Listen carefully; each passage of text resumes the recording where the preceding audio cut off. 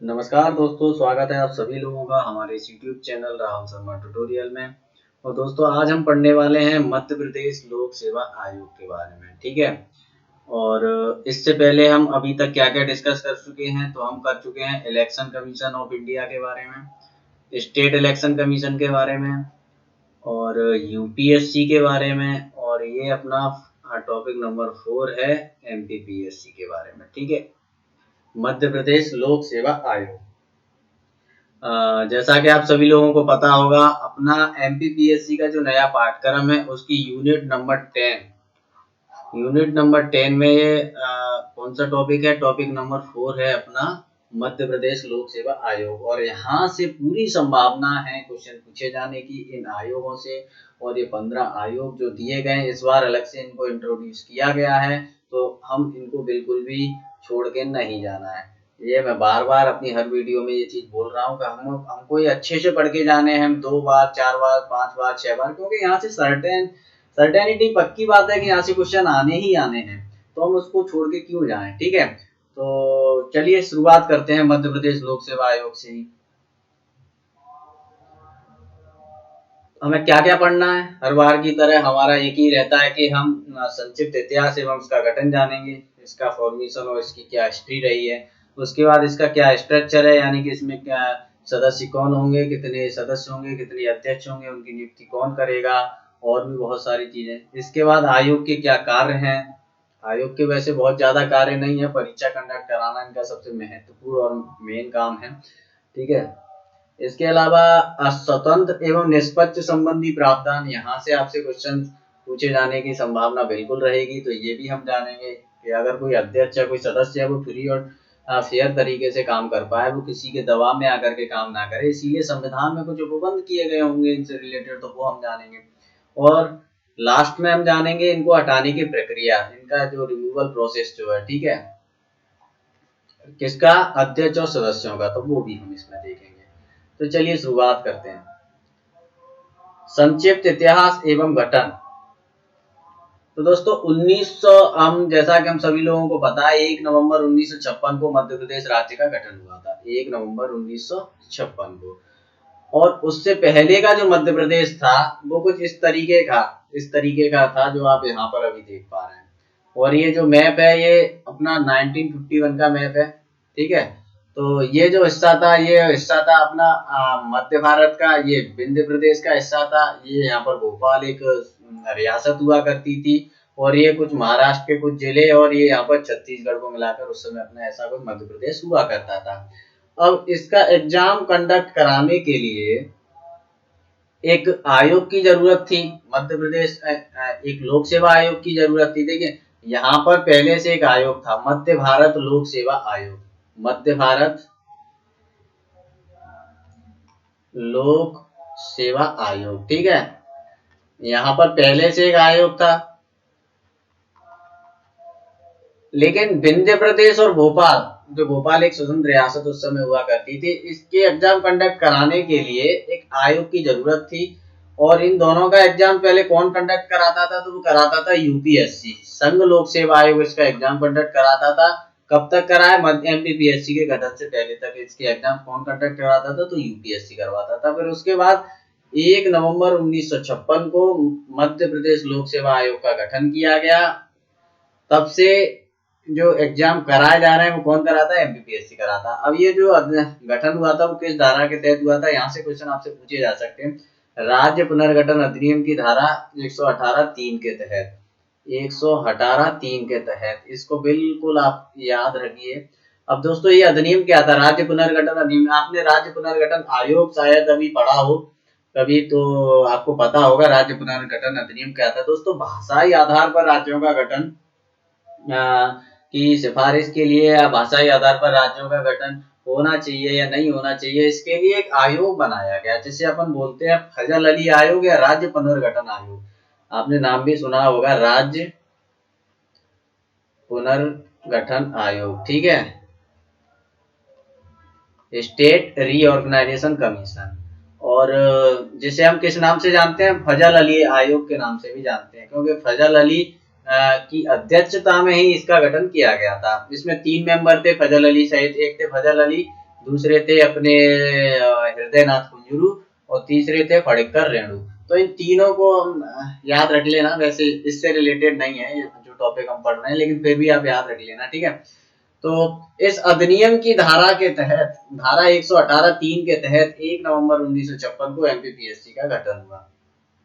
दूसरा, यह एक संवैधानिक संस्था है जिसका वर्णन भारतीय संविधान के भाग 14 के अंतर्गत आर्टिकल 315 से लेकर के 323 तक है। संवैधानिक संस्था है, ये बार बार बताने की जरूरत नहीं है। जिस भी संस्था का या जिस भी आयोग का वर्णन भारतीय संविधान में हो, भारतीय संविधान के किसी आर्टिकल में हो, किसी अनुच्छेद में हो, तो वो एक संवैधानिक संस्था होगी, ठीक है। तो यह एक संवैधानिक संस्था है जिसका वर्णन भारतीय संविधान के 315 से लेकर के 323 तक है। अगर आपसे कोई पूछता है एमपीपीएससी का नेचर कैसा है, तो ये एक संवैधानिक नेचर की है, यानी कि ये एक संवैधानिक संस्था है। और फिर वो आपसे पूछता है कि क्यों आप ऐसा बोल रहे हो कि एक संवैधानिक संस्था है, तो आप उसको बताना कि भैया इसका वर्णन जो है भारतीय संविधान के आर्टिकल 315 से लेकर के 323 तक है। ये क्या है? भाग 14 है। भाग 14 दोस्तों जो है आर्टिकल 308 से लेकर के 323 तक है। इसमें 2 चैप्टर हैं। देखिए भाग 14 में क्या है, 2 चैप्टर हैं, चैप्टर 1 और चैप्टर 2। चैप्टर 1 में 308 से लेकर के 314 तक हो गया, और इसमें 315 से लेकर के 323 तक हो गया। तो चैप्टर 2 के तहत आर्टिकल 315 और 323 चैप्टर 2 के तहत आते हैं भाग 14 के, ठीक है। और हम सभी लोगों को इतना तो पता ही होगा कि भारतीय संविधान में कितने भाग हैं, तो भाग 22 भाग हैं। तो इसका गठन कब किया गया? तो 1 नवंबर 1956 को किया गया। और ये मैप आप देख लीजिए, पहले अपना भारत कुछ इस तरीके का हुआ करता था। जैसे यहाँ पर आप देखोगे तो उत्तराखंड नहीं था, है ना। बॉम्बे को आप देखिए कितना बड़ा है, ये देखिए आप, है ना। यहाँ पर एक मैसूर हुआ था, मद्रास है, यहाँ पर त्रावणकोर भी एक रियासत हुआ करती थी। नेक्स्ट चलते हैं अपन सीधा। एमपीपीएससी के पहले अध्यक्ष कौन थे? क्वेश्चन आपसे पूछा जाए तो डीवी रेंगे थे। ये 1956 से लेकर के 1957 तक अपने पद पर रहे। 17वें अध्यक्ष यहाँ कौन थे? तो भास्कर चौबे थे। कई कई जगह आपको ये बता दिया जाएगा कि इसके वर्तमान अध्यक्ष भास्कर चौबे हैं। तो मैं आपको बता दूं, ये रिटायर्ड हो चुके हैं 31 दिसंबर 2020 को, यानी कि 2021 की शुरुआत में ये अपने पद पर नहीं रहे हैं। तो 2021 में कौन आ गया है? तो वर्तमान जो कार्यवाहक अध्यक्ष हैं वो हैं अपने राजेश लाल मेहरा। और ये कब तक अपने पद पर बने रहेंगे? ये अपने पद पर तब तक बने रहेंगे जब तक कि कोई अध्यक्ष की नियुक्ति नहीं हो जाती। अब कार्यवाहक अध्यक्ष क्या होता है? एक एक्टिंग चेयरमैन जिसे हम बोलते हैं, और इसकी नियुक्ति राज्यपाल करता है। वो हम अभी आगे जानेंगे कि कार्यवाहक अध्यक्ष क्या होता है, कब उसकी नियुक्ति होती है। ये अभी आप थोड़ा सामान्य जानकारी है, बस आप ये थोड़ी सी देख लीजिए। और प्रथम परीक्षा कब आयोजित हुई थी? तो 1958 में हुई थी। और इसका मुख्यालय कहाँ पर है? तो वो इंदौर में है, भोपाल में नहीं है, याद रखना। एमपीपीएससी का मुख्यालय कहाँ पर है? तो वो इंदौर में है। अब हम देखते हैं दोस्तों इसकी संरचना, यानी कि स्ट्रक्चर। तो स्ट्रक्चर क्या है? देखिए इसमें एक अध्यक्ष होगा, कुछ सदस्य होंगे, और इन सदस्यों की नियुक्ति कौन करेगा? राज्यपाल करेगा। कितने सदस्य होंगे? इसकी संख्या का निर्धारण संविधान में नहीं है, ये राष्ट्रपति के विवेक पर निर्भर है। राष्ट्रपति संविधान ने राष्ट्रपति नहीं, क्षमा कीजिएगा, राज्यपाल के विवेक पर निर्भर करता है। क्योंकि हम क्या पढ़ रहे हैं? एमपीपीएससी के बारे में पढ़ रहे हैं। अगर हम यूपीएससी की बात यहाँ पर करते हैं तो क्या ये राष्ट्रपति पर निर्भर करता है। इसीलिए कंफ्यूज नहीं होना है बिल्कुल भी। एमपीपीएससी की जब भी बात होगी, यानी कि स्टेट पब्लिक सर्विस कमीशन की जब भी बात होगी, तब हम बात करेंगे राज्यपाल की। केवल स्टेट पब्लिक सर्विस कमीशन में एक बात के लिए राष्ट्रपति को याद किया जाएगा, वो हम अभी थोड़ी देर में जानेंगे। तो इसमें एक अध्यक्ष होगा, कुछ अन्य सदस्य होंगे। कितने सदस्य होंगे? संविधान में इसका कोई उल्लेख नहीं है। राज्यपाल उन सदस्यों की नियुक्ति करेगा, और संविधान ने ये चीजें राज्यपाल को ही इसकी शक्ति दे दी है कि कितने सदस्य होंगे, क्या होंगे, ये सारा निर्धारण कौन करेगा? राज्यपाल करेगा, स्टेट पब्लिक सर्विस कमीशन के तौर पर। केवल योग्यता का भी कोई वर्णन नहीं है, केवल एक योग्यता क्या है कि आधे सदस्य जो होंगे, जैसे मान लीजिए 5 सदस्य हैं, अभी वर्तमान में कितने हैं, 3 सदस्य हैं और एक अध्यक्ष है। अध्यक्ष के तौर पे हमने अभी आप बताया जो कार्यवाहक अध्यक्ष हैं राजेश लाल मेहरा, और 3 ये हैं। तो आधे सदस्य जो होंगे, कम दो कम से कम आधे सदस्यों को 10 वर्ष का अनुभव जरूर होना चाहिए। जो भारत सरकार और राज्य सरकार के अधीन उन्होंने काम करने का 10 वर्ष का कम से कम अनुभव उनके पास होना चाहिए। और नेक्स्ट हम देखते हैं कि संविधान ने राज्यपाल को अध्यक्ष तथा अन्य सदस्यों की सेवा शर्तें निर्धारित करने का अधिकार दिया है। किसको दिया है? तो यह अधिकार दिया है राज्यपाल को। राज्यपाल को अध्यक्ष तथा अन्य सदस्यों की सेवा शर्तें निर्धारित करने का अधिकार दिया है। तो दोस्तों क्या होता है, राज्यपाल जरूरी नहीं है कि हर बार किसी अध्यक्ष को नियुक्त करना है तो उसकी सेवा शर्तें बार बार निर्धारित करे। इसके लिए एक अधिनियम बना दिया गया है। एक नियम आप याद रखिएगा, नियम में आपको बता देता हूँ। मध्य प्रदेश, एक मिनट में इसको जरा इरेज कर लेता हूँ। नियम है अपना मध्य प्रदेश लोक सेवा आयोग, सेवा की शर्तें ब्रैकेट में विनियम 1973, कितना है 1973। तो यह एक जो Madhya Pradesh public service commission conditions of service regulations 1973, इसमें क्या हुआ, इसमें अध्यक्ष की सेवा शर्तों के बारे में, सदस्यों की सेवा शर्तों के बारे में, सब चीज के बारे में इसका उल्लेख किया गया है कि कब तक पद पर रहेंगे, ठीक है। और इनकी सेवा शर्त, इनके वेतन भत्ते, इनको कितना वेतन दिया जाएगा, इनको हाउस रेंट अलाउंस क्या होगा, इनका जो डेली वेतन भत्ता है, जो भी है सारी शर्तें उनसे रिलेटेड सब इनको दिया जाएगा। दोस्तों क्या होता है, जब भी हम कोई नई जॉब ज्वाइन करते हैं, जैसे आप कल को डिप्टी कलेक्टर बनोगे, और जब डिप्टी कलेक्टर बनोगे आप कोई नई जॉब ज्वाइन करोगे, तो आपसे पूरा का पूरा एक सेवा शर्तें होंगी जिसपे आपसे साइन करवा लिया जाएगा कि आप पद पे रहते हुए ये काम करेंगे, आपको इतनी छुट्टी मिलेंगी साल में, आपको इतनी मेडिकल लीव मिलेंगी, इतनी कैजुअल लीव मिलेंगी, ये सारी चीजें आपसे डिसाइड करा दी जाती है। तो ये जो ऐसे ही जब कोई अध्यक्ष या एमपीपीएससी का कोई अध्यक्ष या कोई अन्य सदस्य जब ज्वाइन करता है अपने पद पर, तो सेवा शर्तें कुछ होती है, वो सेवा शर्तें कौन निर्धारित करेगा? तो वो राज्यपाल करेगा। और यूपीएससी के केस में हमने देखा था कि वो सेवा शर्तें कौन डिसाइड कर रहा था? तो वो कर रहा था प्रेसिडेंट, यानी कि प्रेसिडेंट ऑफ इंडिया, यानी कि राष्ट्रपति भारत के, ठीक है।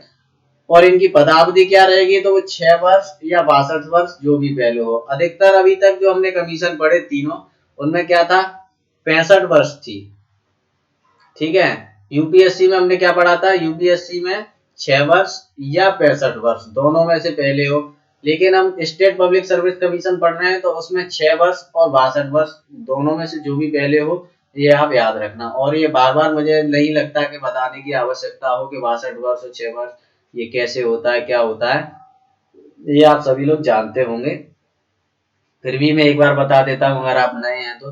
देखिए 1955 में मान लीजिए किसी ने 55 साल की एज में अपनी सेवा ज्वाइन की, उसकी एज जब आयु 55 साल है तब उसने एक अध्यक्ष का पद धारण किया, तो 6 साल तक वो अपने पद पर रह सकता है, यानी कि 61 साल का वो होगा तब तक आराम से 6 वर्ष अपनी सेवा वो दे लेगा।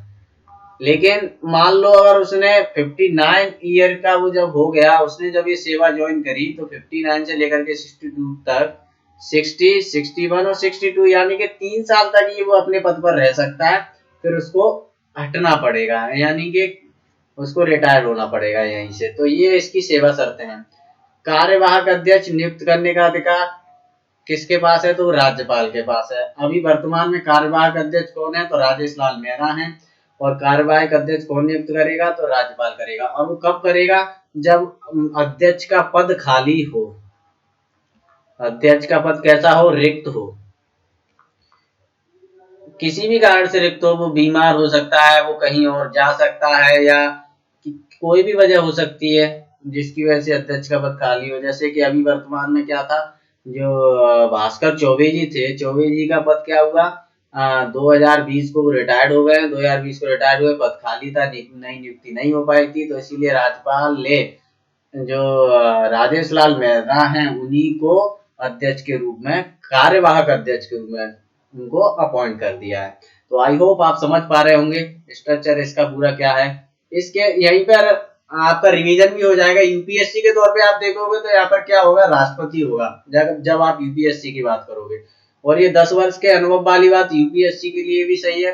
संविधान ने राष्ट्रपति को ही अधिकार दिया था सेवा शर्त निर्धारित करने का यूपीएससी के केस में, लेकिन हम अभी स्टेट पीएससी यानी कि एमपी पीएससी के बारे में बात कर रहे हैं, तो ये अधिकार किसको हो जाएगा, राज्यपाल को हो जाएगा, सीधी सी बात है। और पदावधि के विषय में हमने बात कर ली, 6 ईयर एंड 62 ईयर जो भी पहले हो जाए। और एक्टिंग प्रेसिडेंट कौन नियुक्त करेगा, तो वो राज्यपाल नियुक्त करेगा।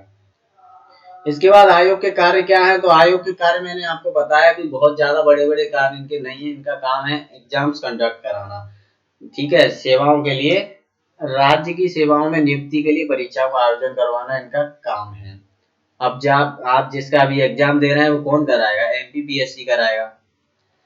इसके लिए एग्जाम मतलब पेपर तैयार करना, एग्जाम सेंटर डिसाइड करना, और किस तारीख में एग्जाम होना है, उसका रिजल्ट घोषित करना, ये सारे काम किसके हैं, आयोग के काम है।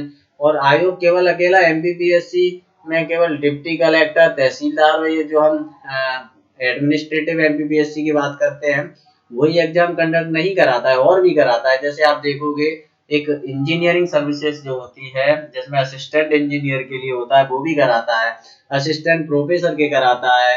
अधिकतर आप क्लास 2 की जितनी भी जॉब है, क्लास 2 की जितनी भी जॉब है वो एमपीपीएससी कंडक्ट कराता है अपने स्टेट में, ठीक है। और क्लास 3 की तो आपको पता है पीईबी कराता है। अधिकतर जॉब, मैं ये नहीं बोल रहा कि सारी जॉब जो है एमपीपीएससी क्लास 2 की एमपीपीएससी ही कराएगा, ऐसा नहीं है। लेकिन अधिकतर जॉब, मैक्सिमम जॉब जो भी होंगी वो क्लास 2 की वो कौन कंडक्ट कराएगा, वो एमपीपीएससी कराएगा। एक हो गया अपना कार्मिक प्रबंधन के मामले में सरकार को सलाह देना। अभी कार्मिक प्रबंधन क्या है, तो कर्मचारियों का मैनेजमेंट से आप इसको जोड़ सकते हैं कि राज्य के शासन जो कर्मचारी होंगे उनके मैनेजमेंट से रिलेटेड, कि उनका तबादला करना है मान लो, तो ये आयोग नहीं करेगा, आयोग सरकार को सलाह दे सकता है, पदोन्नति के विषय में सलाह दे सकता है, और ये सलाह मानने के लिए सरकार बाध्य नहीं होगी, ये भी आप याद रखिएगा। अब मैंने आपको बताया कि जो अध्यक्ष है, जो सदस्य है, वो फ्री और फेयर तरीके से या बिना किसी दबाव के सरकार के काम कर पाए, इसके लिए कुछ प्रावधान किए गए होंगे संविधान में। वो प्रावधान क्या है वो हम देख लेते हैं। तो सबसे पहला तो यही है कि राज्य लोक सेवा आयोग के अध्यक्ष तथा सदस्यों को राष्ट्रपति, ये भैया बहुत इंपॉर्टेंट है, आप इसको याद रखना। अभी तक देखिए नियुक्ति कौन कर रहा था, नियुक्ति कर रहा था राज्यपाल, सेवा शर्तें कौन डिसाइड कर रहा था, राज्यपाल। और नियुक्ति, सेवा शर्तें, जो भी चीज है, एक्टिंग प्रेसिडेंट की नियुक्ति को, एक्टिंग चेयरमैन की नियुक्ति कौन करेगा, तो राज्यपाल कर रहा था।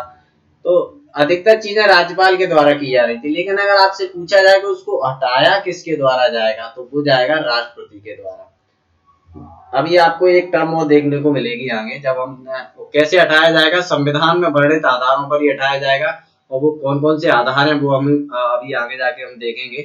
तो अभी आपसे देखिए क्वेश्चन पूछा जाएगा कि जो राष्ट्रपति है वो संविधान में वर्णित आधारों पर तो हटाया जा सकता है, और राज्यपाल जो है इनको नियुक्त कर, वो निलंबित कर सकता है, निलंबित कर सकता है। दो टर्म आप यहाँ पे याद रखिए, एक तो होता है अपना सस्पेंड, सस्पेंड करना, और एक होता है अपना हटाना इनको, ठीक है। ये दोनों अलग अलग चीजें हैं। सस्पेंड करना, अगर हम किसी को सस्पेंड कर देते हैं तो वो अपने पद पर बने नहीं रहता, मतलब उसकी जॉब नहीं जाती है हमेशा के लिए, कुछ समय बाद उसको बहाल कर लिया जाता है, फिर जो अपने पद पर आ जाता है। लेकिन हटाने का क्या है, हटाने का जब एक बार उसको टर्मिनेट कर दिया जाता है, हटा दिया जाता है, तो वो फिर से अपनी जॉब ज्वाइन नहीं कर सकता है।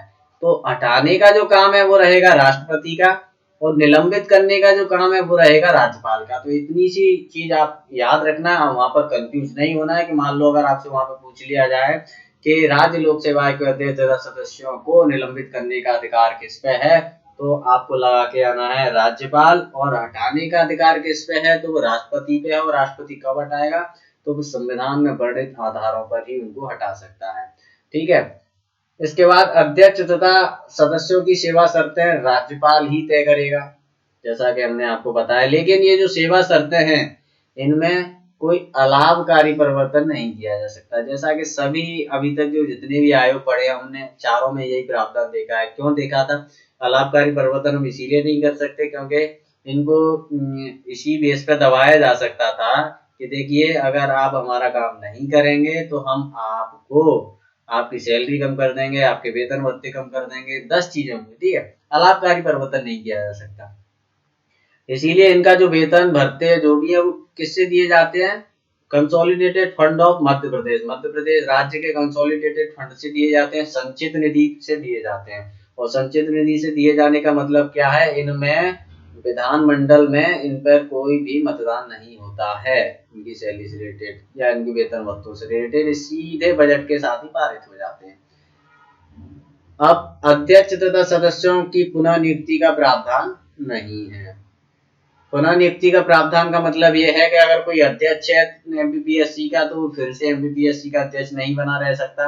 अगर कोई सदस्य है तो फिर से वो एमपीपीएससी का सदस्य नहीं बना रह सकता, यानी कि इसका कोई प्रावधान नहीं है। और ये हम प्रावधान क्यों रखते हैं? इसीलिए रखते हैं कि कल को इनको कोई प्रलोभन दे दे कि देखिए मैं फिर से आपको अध्यक्ष बना दूंगा, फिर से आपको सदस्य बना दूंगा, तो आप हमारा काम कीजिए। तो ये ऐसे प्रलोभन रखे ही नहीं गए हैं, ऐसे ऐसा लालच इनके माइंड में आए ना, इसीलिए ऐसे कुछ प्रावधान पहले ही संविधान में कर दिए गए। तो जो अध्यक्ष तथा सदस्यों को पुनः नियुक्ति का प्रावधान नहीं है। अब ये जो नियुक्त हो सकते हैं वो कौन कौन से पद पे हो सकते हैं वो आप अभी देख लीजिए। तो एमपीपीएससी का जो अध्यक्ष होगा, जैसे वर्तमान में अपने अध्यक्ष कौन है? राजेश लाल मेहरा। इससे पहले कौन थे? 17वें तो वो थे भास्कर चौबे। भास्कर चौबे। अब भास्कर चौबे के पास केवल 3 जॉब बची हुई है। चौबे जी के पास केवल 3 जॉबें होंगी। कौन कौन सी होंगी? पहली आप देख लीजिए कि वो यूपीएससी का अध्यक्ष बन सकते हैं, वो यूपीएससी के संघ लोक सेवा आयोग के सदस्य बन सकते हैं, या वो किसी और राज्य की पीएससी के अध्यक्ष बन सकते हैं, ठीक है। अदर स्टेट पीएससी के चेयरमैन बन सकते हैं, ठीक है। चाहे वो उत्तर प्रदेश का हो सकता है, वो छत्तीसगढ़ का हो सकता है, वो किसी भी राज्य का हो सकता है, ठीक है। तो ये आप याद रखिएगा। तो यहाँ से क्वेश्चन पूछे जाएंगे दोस्तों कि मध्य प्रदेश पीएससी या जो भी स्टेट पब्लिक सर्विस कमीशन का जो अध्यक्ष होगा वो अपने कार्यकाल के बाद नियुक्त हो सकता है। तो इन तीनों पे तो नियुक्त हो सकता है, ऑप्शन नंबर 4 जो होगा उस पर नहीं होगा, ये आप याद रखना। इसके बाद एमपीपीएससी का सदस्य कार्यकाल के बाद, अब ये अध्यक्ष की बात की, अब सदस्यों की बात कर ले आप। सदस्यों की जब हम बात करेंगे तो यूपीएससी का जो सदस्य होगा वो एमपीपीएससी का जो सदस्य होगा वो यूपीएससी का अध्यक्ष बन सकता है, यूपीएससी का सदस्य बन सकता है, एमपीपीएससी का अध्यक्ष बन सकता है और किसी अन्य राज्य की लोक सेवा आयोग का अध्यक्ष बन सकता है। तो इनमें से क्या चीजें बदल गई? इनमें एक ये चीज बदल गई, ठीक है। अध्यक्ष और सदस्यों में केवल क्या डिफरेंस आया? क्योंकि जो सदस्य होगा वो प्रमोट होकर अध्यक्ष जरूर बन सकता है लेकिन वो अपनी सदस्य पर पुनः नियुक्ति का पात्र नहीं होगा। ऐसे ही जो अध्यक्ष है वो अध्यक्ष पद पर पुनः नियुक्ति का पात्र नहीं होगा। लेकिन सदस्य के बारे में जब हम बात करेंगे तो वो एमपीपीएससी का अध्यक्ष बन सकता है, यूपीएससी का अध्यक्ष बन सकता है, यूपीएससी का सदस्य बन सकता है और किसी अन्य राज्य की लोक सेवा आयोग का भी वो अध्यक्ष बन सकता है। इतना आपको याद रखना है। अब हम देखते हैं निष्कासन संबंधी प्रावधान। निष्कासन यानी कि इनको हटाने की क्या प्रक्रिया रहेगी। तो पहला तो आप ये याद रखिए कि अगर ये अपना त्याग पत्र देते हैं, अगर कोई अध्यक्ष या सदस्य अपना त्याग पत्र देंगे तो वो किसको देंगे? वो देंगे राज्यपाल को। स्टेट पब्लिक सर्विस कमीशन का कोई भी अध्यक्ष या सदस्य जो होगा वो अपना त्याग पत्र किसको देगा? तो वो राज्यपाल को देगा, ये आपको याद रखना है, ठीक है। और यूपीएससी के विषय में हमने क्या देखा था? यूपीएससी का कोई भी अध्यक्ष या सदस्य होगा वो अपना अगर रेजिग्नेशन या अपना त्याग पत्र देना चाहेगा तो वो किसको देगा? वो राष्ट्रपति को देगा। और state PSC state public service commission में अपना किसको देगा? तो राज्यपाल को देगा। अब उनको हटाने का आधार क्या है? आधार दोस्तों वही है जो यूपीएससी के अध्यक्ष सदस्यों को है, क्योंकि इनको हटाने की जो पावर है वो किसके पास है? वो है राष्ट्रपति के पास। और राष्ट्रपति के पास जो है, तो अब आप देख लीजिए कौन कौन से। एक तो दिवालिया घोषित होने पर इनको हटाया जा सकता है। दूसरा, पदावधि के दौरान अपने पद के कर्तव्यों के बाहर कहीं और वेतन नियोजन में लगाओ, यानी कि वो अपने एमपीपीएससी के मान लो अध्यक्ष भी हैं और अध्यक्ष पद पर रहते हुए भी उस पद पे है, और पद पे रहते हुए भी वो कहीं और अपनी सेवा दे रहे हैं, वो भी पेड। कहीं और अपनी सेवा दे रहे हैं, कहीं और जॉब कर रहे हैं, कहीं कहीं किसी यूनिवर्सिटी में पढ़ा रहे हैं, कहीं किसी कॉलेज में पढ़ा रहे हैं, वो भी पेड यानी कि पैसा लेकर के। तो वेतन नियोजन में अगर कोई लगा हो पदावधि के दौरान और ये चीज प्रूफ हो जाती है तो राष्ट्रपति उसको हटा सकता है। तीसरी बात, राष्ट्रपति आयोग के अध्यक्ष तथा दूसरे सदस्यों को साबित कदाचार तथा अक्षमता के आधार पर ही हटाया जा सकता है, किंतु ऐसे मामले उच्चतम न्यायालय में जांच के लिए जाएंगे। अब प्रूव्ड मिसबिहेवियर और अक्षमता के आधार पर ही उसको हटाया जा सकता है। और लेकिन जो ऐसे मामले होंगे वो कहाँ पर जाएंगे? वो सर्वोच्च न्यायालय में जाएंगे, यानी कि सुप्रीम कोर्ट में जाएंगे, यानी कि उच्चतम न्यायालय में जांच के लिए जाएंगे। फिर जब उच्चतम न्यायालय अपनी जांच देगा, अपनी जांच करेगा, जांच के बाद वो अगर ये पाता है कि इनको हटा देना चाहिए, आप हटाने के समर्थन में हैं, तो राष्ट्रपति उसको हटा देंगे। और राष्ट्रपति को ये सलाह जो होगी सुप्रीम कोर्ट की वो बाध्यकारी होगी, यानी ये इसको मानेंगे ही मानेंगे। ऐसा नहीं है कि जांच के लिए मामला भेज दिया और सुप्रीम कोर्ट ने जाकर के बोला कि नहीं इनको हटाना है, आप सही बोल रहे हैं, इन्होंने जो काम किया वो मिसबिहेवियर वाला काम है, तो इसको आप हटा दीजिए।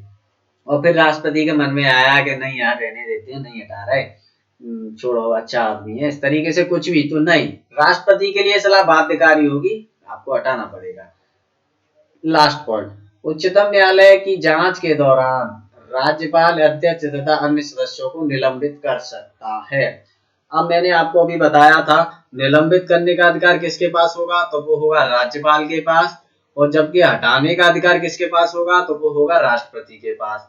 और निलंबन जो इनका सस्पेंशन जो होगा वो सस्पेंड कब करेंगे राज्यपाल? वो करेंगे कब? जब जो मामला है इनकी इनके इनकी जो इनकी जांच चल रही होगी वो भी सुप्रीम कोर्ट में, उस दौरान उस ड्यूरेशन में चाहे तो राज्यपाल उसको निलंबित कर सकता है। ठीक है, ये इसके पास पावर है। तो हमने ये भी जान लिया। अब हम कुछ संवैधानिक उपबंध जो है, जो संविधान में हमने देखा कि आर्टिकल 315 से लेकर के 323 तक वर्णन है लोक सेवा आयोगों का। ठीक है, जिसमें हम एमपीपीएससी भी देख लेते हैं और यूपीएससी भी, यही आर्टिकल है, ये आप जानते हैं। ठीक है, तो आर्टिकल 315 क्या कहता है? संघ और राज्यों के लिए एक लोक सेवा आयोग होगा। संघ और राज्यों के लिए लोक सेवा आयोग होगा, एक ऐसा प्रावधान भारतीय संविधान के आर्टिकल 315 में है। और आप यहाँ पर एक बात और याद रखिएगा, जो एमपीपीएससी का या जो स्टेट पब्लिक सर्विस का गठन किया जाता है वो आर्टिकल 315(1) के तहत किया जाता है। ठीक है, आर्टिकल 315(1), इसमें जो प्रावधान है संवैधानिक उपबंध इनका यही है। अब इसके बाद हमने देखा, अब इनका गठन हो गया, गठन के बाद क्या होगा? अब हम इसमें कुछ सदस्यों की नियुक्ति भी करेंगे। तो सदस्यों की नियुक्ति और उनकी पदावधि के बारे में उल्लेख आर्टिकल 316 में है। देखिए 315 में क्या है कि एक आयोग होगा, फिर हम 316 में हम उसमें सदस्य रखेंगे, तो सदस्यों की नियुक्ति और उनका जो टेन्योर होगा उसके बारे में बात करेंगे। और सदस्यों की नियुक्ति कौन करता है?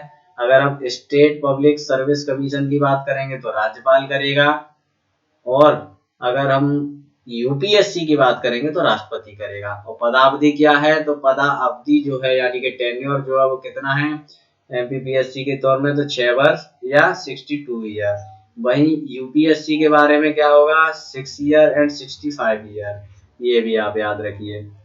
इसके बाद आर्टिकल 317 लोक सेवा आयोग के सदस्यों का हटाया जा रहा। देखिए क्या हुआ, 315 में एक आयोग होना चाहिए, 316 में उसमें कुछ सदस्य होंगे तो उनकी नियुक्ति की बात हम करेंगे। चलो सदस्य हो गया, वो अब हम उनको हटाना है, तो हटाने की बात हमने 317 में कर ली। तो इनको कौन हटा पाएगा? तो हटाने का काम राष्ट्रपति का रहेगा। निलंबित का काम क्या रहेगा, निलंबन का काम रहेगा स्टेट के विषय में जब हम बात करेंगे तो राज्यपाल का रहेगा, और केंद्र यानी संघ के विषय में जब हम बात करेंगे तो राष्ट्रपति का रहेगा। इसके बाद अब हमने उनको हटा दिया। अब हम ये भी देखते हैं कि आयोग के सदस्यों की सेवा शर्तों के बारे में विनियमन की शक्ति। अब ये सेवा शर्तों के बारे में शक्ति किसके पास है, ये आप जानते हैं, ये शक्ति राज्यपाल के पास है। सेवा शर्तें हमने आपको बताया था 1973 का सेवा शर्तों वाला अधिनियम, मध्य प्रदेश लोक सेवा आयोग सेवा की शर्तें विनियमन, यानी कि Madhya Pradesh public service commission, condition of services and regulations 1973, ये एक एक्ट है, इसके तहत ही सेवा शर्तें निर्धारित करने का अधिकार किसके पास है, तो राज्यपाल के पास है। अब दोस्तों मैं बार बार नहीं बोलूंगा कि यूपीएससी की, जब भी देखिए मैं एमपीपीएस, अभी हम स्टेट पब्लिक सर्विस कमीशन पढ़ रहे हैं तो आपको मैं बोलूंगा राज्यपाल के पास है तो हम उसी की बात करेंगे, ठीक है। उससे पहली वाली वीडियो में हम यूपीएससी की बात कर चुके हैं, अगर आपने वो वीडियो नहीं देखा है तो आप उस वीडियो को जाके देख लीजिए, नीचे लिंक मैं आपको प्रोवाइड करा दूंगा डिस्क्रिप्शन में, ठीक है। तो सेवा शर्तें निर्धारित करने की शक्ति किसकी हो गई, राज्यपाल की हो गई। अब आर्टिकल 319 देखते हैं। 319 में क्या है, पद धारण करने के संबंध में प्रतिषेध, पद धारण करने के संबंध में प्रतिषेध। प्रतिषेध का क्या मतलब है कि वो मतलब अगर वो पद धारण कर रहा है उससे पहले उसको कुछ चीजें पता होना चाहिए, जैसे कि वो कहीं भारत सरकार है राज्य सरकार के अधीन कहीं काम नहीं कर सकता। अगर उसने एक बार पद धारण कर लिया तो रिटायरमेंट के बाद वो अपने पद पर जो है भारत सरकार या राज्य सरकार के अधीन काम नहीं कर पाएगा रिटायरमेंट के बाद। तो ये कुछ प्रतिषेध की बातें है वो रखी है, जो कहाँ कहाँ काम कर सकता है वो मैंने आपको भी बता दिया। थोड़ी देर रुक जाइए, कंप्लीट होने के बाद एक बार अपन क्विक रिवीजन भी इसका कर लेंगे। और आर्टिकल 320 में क्या है, लोक सेवा आयोग के कृत्य हैं, लोक सेवा आयोगों के कृत्य हैं। मैंने आपको पिछली वीडियो में भी बताया था, कृत्य मतलब काम, और काम मतलब कुछ ज्यादा काम है नहीं है, बिल्कुल जीरो काम है, जीरो काम है, यानी कि 320, 20 में पीछे जीरो है तो आप इसे याद रख लीजिएगा। 321 में क्या है, लोक सेवा आयोग के कृत्यों का विस्तार करना। अब विस्तार करने की जो शक्ति है वो किसके पास है, अब आप यहाँ पे देखिए यूपीएससी और एसपीएससी, यहाँ पे संसद, यहाँ पे राज्यों का क्या होगा, विधानमंडल, ठीक है। तो संसद अगर चाहे कि इनके आयोग के जो कृत्य है जो काम है उनमें विस्तार करना है, कि वो ये वाला एग्जाम भी कराए, वो दो चार एग्जाम जो भी चीज होंगी वो उससे रिलेटेड अगर वो रखना है कि आप ये भी एग्जाम कराइए वो भी कराइए, तो आयोग के जो काम का विस्तार करने की शक्ति किसके पास है, वो संसद के पास है। ये आपसे बिल्कुल पूछा जा सकता है। ऐसे ही एमपीपीएससी या स्टेट पीएससी के जो काम है उनका विस्तार करने का जो शक्ति है वो किसके पास है, वो विधानमंडल के पास है। कल को विधानमंडल अगर चाहे तो ये कह सकता है कि ये कानून बना करके ये कह सकता है कि अब भैया आप व्यापम के भी एग्जाम आप कराओगे, व्यापम इन द सेंस मतलब आप क्लास 3 के भी एग्जाम आप कराओगे, व्यापम तो हाँ, या आप एसआई का एग्जाम आप कराओगे, या कांस्टेबल का एग्जाम भी आप ही को कराना है, पटवारी का एग्जाम भी आप ही को कराना है। तो ये शक्ति है किसके पास है, विधानमंडल के पास है, ये आपको याद रखना है। इसके बाद हम देखेंगे अनुच्छेद 322 लोक सेवा आयोगों के व्यय। व्यय, अब लोक सेवा आयोग में क्या खर्चा हो सकता है, यही हो सकता है ना कि जो सदस्य हैं जो अध्यक्ष है उनकी उनको सैलरी देना, उनके वेतन भत्ते, उनके अन्य लाभ, उनको उनको गृह जो भी भत्ता है, जो भी सारे ये सब खर्चे ही तो है। तो ये जो व्यय है वो उसका प्रावधान कहाँ पर किया गया है, तो 322 में किया गया है। मैंने आपको पिछली वीडियो में बताया था, जैसे दो दो लोग, जब दो दो लोग मिल जाते हैं यानी तो बहुत खर्चा होता है, जब दो दो लोग मिल जाते हैं बहुत खर्चा होता है, बहुत पैसा खर्च होता है। तो 322 आप इस तरीके से याद रख सकते हैं। और इनका जो वेतन भत्ते हैं वो किस में होंगे, वो राज्य की संचित निधि पर भारित होते हैं। और आर्टिकल 323 में क्या है, लोक सेवा आयोगों के प्रतिवेदन, प्रतिवेदन का मतलब होता है रिपोर्ट।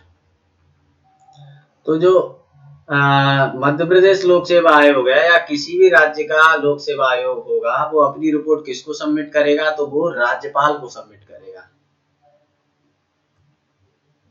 हर साल उसको अपनी एक रिपोर्ट राज्यपाल को सबमिट करनी होती है और राज्यपाल उस रिपोर्ट को विधानमंडल के समक्ष रखता है कि भैया एमपीपीएससी ने ये काम किया है।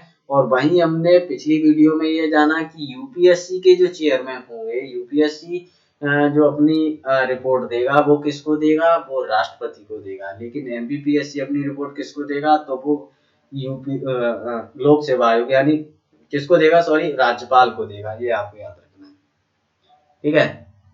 चलिए अपन थोड़ा फटाफट से क्विक रिवीजन इसका कर लेते हैं।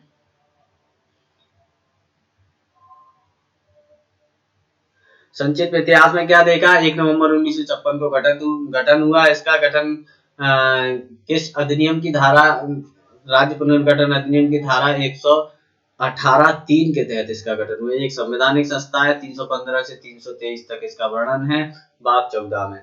और ये आप मध्य प्रदेश की पुरानी स्थिति आप देख सकते हैं, भोपाल और ये विंध्य प्रदेश, इनके लिए जब पहले एक Madhya Bharat state public service commission होता था और इनके लिए नहीं था, तो हमने राज्यों का गठन होने के बाद एक पब्लिक सर्विस कमीशन बना, तो वो 1 नवंबर 1956 को बना, ये हम जान चुके हैं, ठीक है।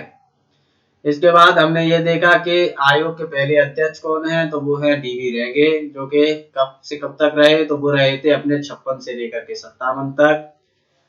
17वें अध्यक्ष कौन थे, ये पहले थे, ये 17वें थे, तो ये भास्कर चौबे जी थे।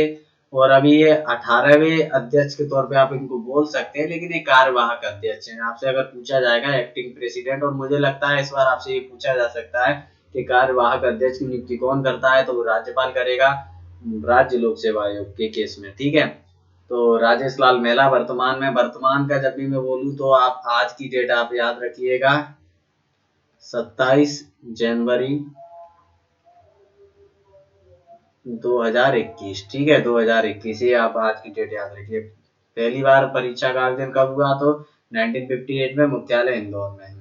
संरचना में हमने क्या देखा कि कुछ सदस्य होंगे, एक अध्यक्ष होगा, अध्यक्ष की नियुक्ति राज्यपाल करेगा। सेवा शर्तों का उल्लेख संविधान में नहीं है। आधे सदस्यों के बाद 10 वर्ष का कम से कम अनुभव हो। राज्यपाल अन्य सदस्यों की सेवा शर्तें निर्धारित करेगा, ठीक है। अन्य सदस्यों की अध्यक्षों की सेवा शर्तें निर्धारित करेगा, किस अधिनियम के तहत करेगा, तो 1973 का जो सेवा की शर्तें रेगुलेशन वाला जो अधिनियम है, जो मैंने आपको बताया, उसी के तहत। उसके बाद उसकी जो पदावधि है वो 6 से 22, यानी कि जो टेन्योर है वो 6 से 62 वर्ष का है, ठीक है। कार्यवाहक अध्यक्ष की नियुक्ति कौन करेगा, तो वो राज्यपाल करेगा। इसके बाद आयोग के कार्य क्या हैं, तो कार्य हमने जाने, सलाह देने का कार्य इनका है कि कर्मचारियों के विषय में सलाह देने का कार्य इनका है। और नियुक्ति के संबंध जो अपनी से परीक्षाओं का आयोजन कराने का इनका मुख्य कार्य है, ठीक है। चाहे वो किसी भी एग्जाम से रिलेटेड हो, वो असिस्टेंट प्रोफेसर का हो सकता है, असिस्टेंट इंजीनियर का हो सकता है, जितनी भी राज्य की सेवाएं हैं क्लास 2 की, उनका एग्जाम कौन कराता है, एमपीपीएससी कराता है, ये आपको याद रखना है। इसके बाद हम देखेंगे स्वतंत्र और निष्पक्ष संबंधी इनके कुछ प्रावधान हैं कि जो कि आयोग के सदस्यों को स्वतंत्र और निष्पक्ष रखते हैं। तो हटाने की प्रक्रिया सबसे जो वर्णित है वो संविधान के वर्णित आधारों पर इनको हटाया जा सकता है। हटाएगा कौन, राष्ट्रपति हटाएगा, इतना आपको याद रखना है। कोई भी अलाभकारी परिवर्तन नहीं किया जा सकता, यानी कि वेतन भत्ते कम नहीं किए जा सकते बल्कि बढ़ाए जा सकते हैं। तो ये एक इसका वो हो गया। तीसरी बात, अध्यक्ष पुनः नियुक्ति का कोई प्रावधान नहीं है, ये भी हमने देखा। और यहाँ पर हमने ये क्या जाना कि जो एमपीपीएससी का अध्यक्ष होगा वो अपने पद के बाद कहाँ कहाँ अपनी सेवा दे सकते हैं, कहाँ पर कौन सा पद ज्वाइन कर सकते हैं, तो ये आप बिल्कुल याद रखना है। यहाँ से मुझे लगता है क्वेश्चन जरूर पूछा जाएगा। इसके बाद एमपीपीएससी का जो सदस्य होगा वो कहाँ कहाँ पर जॉब कर सकता है, तो वो भी हमने यहाँ पर देख लिया। यूपीएससी का अध्यक्ष बन सकता है, सदस्य बन सकता है, एमपीपीएससी का अध्यक्ष बन सकता है और किसी और राज्य की पीएससी का अध्यक्ष बन सकता है। इसके बाद निष्कासन संबंधी प्रावधान हमने देख लिए। निष्कासन में क्या था कि यह त्याग पत्र के बारे में देखा, तो राज्यपाल को अपना त्याग पत्र देंगे। दिवालिया घोषित हो जाए तो राष्ट्रपति इनको हटा सकता है। पदावधि के दौरान कहीं और काम करने पर लगाएं तो राष्ट्रपति इनको हटा सकते हैं, ठीक है। इसके बाद साबित कदाचार और क्षमता के आधार पर इनको हटाया जा सकता है, लेकिन ऐसे मामले उच्चतम न्यायालय में जांच के लिए जाएंगे। उच्चतम न्यायालय अपनी जांच के बाद सलाह देगा। अगर हटाने की तो राष्ट्रपति को ये सलाह माननी पड़ेगी, यानी कि उसके लिए बाध्यकारी होंगे और वो हटा दिया जाएगा। उसके बाद जो जब तक जांच चलेगी और जब तक राज्यपाल चाहते हैं तो उनको निलंबित भी किया जा सकता है। अध्यक्ष सदस्यों को कौन निलंबित कर सकता है? तो राज्यपाल उनको। इसके बाद हमने क्या देखा? हमने देखा कि संवैधानिक उपबंधों के बारे में हमने जान लिया। 315 में हमने देखा कि एक आयोग का होना चाहिए। 16 में हमने जाना कि उनका नियुक्ति और उनका टेन्योर क्या होगा। 17 में हमने देखा कि उनको निलंबित करने की शक्ति किसके पास होगी, उनको हटाने की शक्ति किसके पास होगी।